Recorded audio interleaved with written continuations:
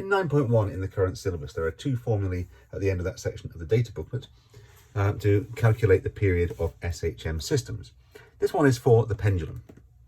So suppose you had a pendulum, its length determines its period.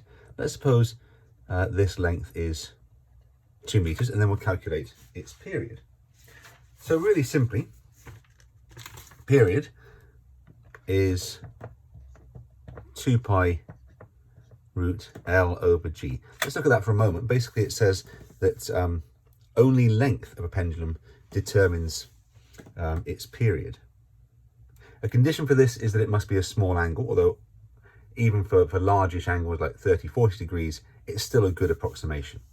The only thing that affects its period is its length. So if you had one that was, say, 4 times the length, it would have twice the period.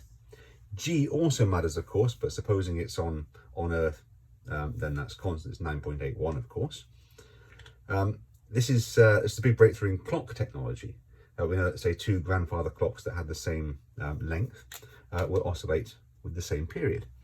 Let's do a quick calculation.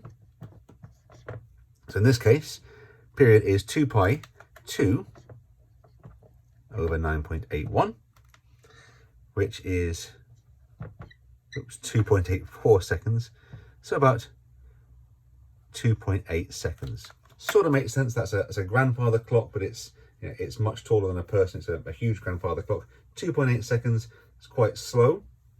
A frequency of about 0.35 hertz.